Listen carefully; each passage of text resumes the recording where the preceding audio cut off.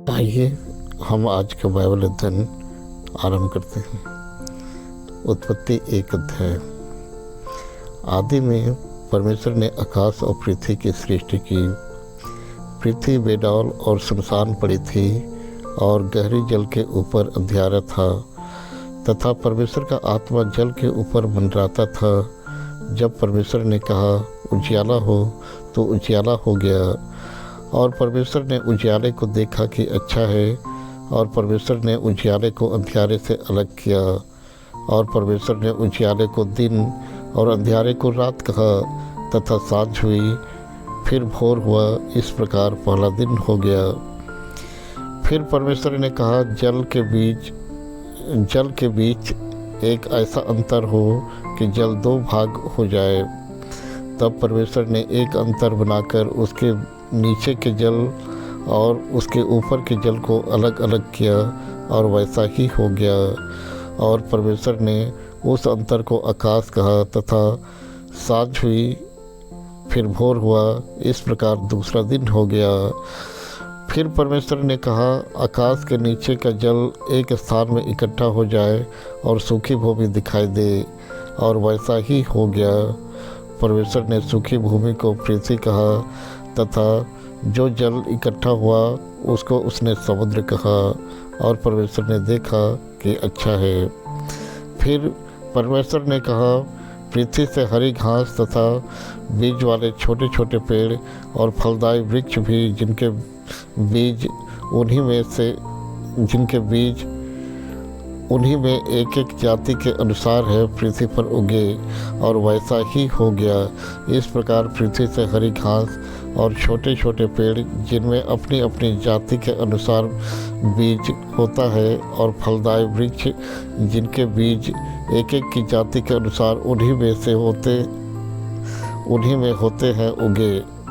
और परमेश्वर ने देखा कि अच्छा है, तथा सांझ हुई, फिर भोर हुआ। इस प्रकार तीसरा दिन हो गया। फिर परमेश्वर ने कहा दिन को रात से अलग करने के लिए आकाश के अंतर में ज्योतियाँ हो, और वे चिन्ह हों और नियत समयों और दिनों और वर्षों के कारण हों।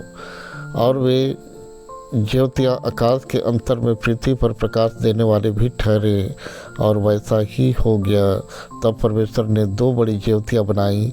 उनमें से बड़ी ज्योति को दिन पर प्रभुता करने के लिए, और छोटी ज्योति को रात पर प्रभुता करने के लिए बनाया, और तारागण को भी बनाया।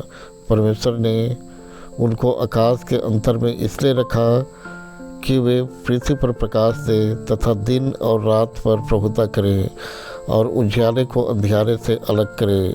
और परमेश्वर ने देखा कि अच्छा है, तथा सांझ हुई, फिर भोर हुआ। इस प्रकार चौथा दिन हो गया। फिर परमेश्वर ने कहा जल जीवित प्राणियों से बहुत ही भर जाए, और पक्षी पृथ्वी के ऊपर आकाश के अंतर में उड़े। इसलिए परमेश्वर ने जाति जाति के बड़े बड़े जल जंतुओं की और उन सब जीवित प्राणियों की भी सृष्टि की, जो चलते फिरते हैं, जिनसे जल बहुत ही भर गया।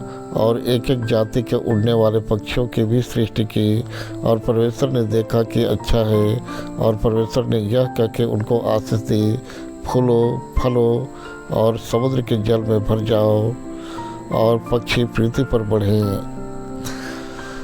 तथा सांझ हुई, फिर भोर हुआ। इस प्रकार 5वां दिन हो गया।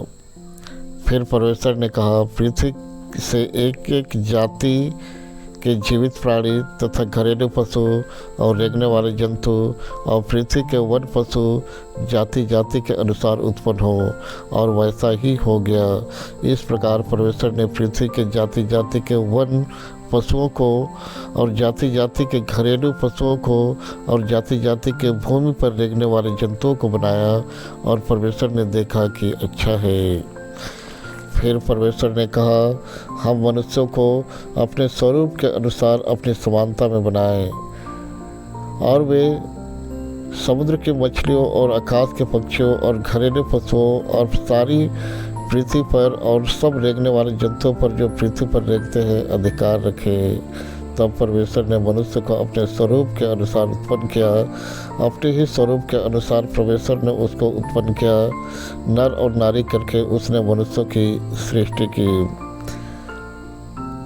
और परमेश्वर ने उनको आशीष दी और उनसे कहा, फूलो फलो और पृथ्वी में भर जाओ और उसको अपने वश में कर लो, और समुद्र की मछलियों तथा आकाश के पक्षियों और समुद्र पर रेंगने वाले सब जंतुओं पर अधिकार रखो।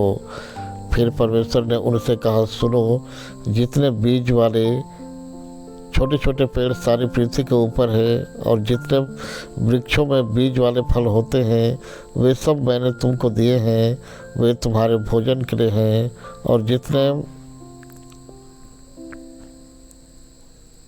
और जितने पृथ्वी के पशु और आकाश के पक्षी और पृथ्वी पर रेंगने वाले जंतु हैं, जिनमें जीवन का प्राण है, उन सब के खाने के लिए मैंने सब हरे हरे छोटे पेड़ दिए हैं। और वैसा ही हो गया। तब परमेश्वर ने जो कुछ बनाया था सबको देखा, तो क्या देखा कि वह बहुत ही अच्छा है। तथा सांझ हुई, फिर भोर हुआ, इस प्रकार 6वां दिन हो गया। परमेश्वर इस वचन पर बहुतायत की आशीष दे। आमीन।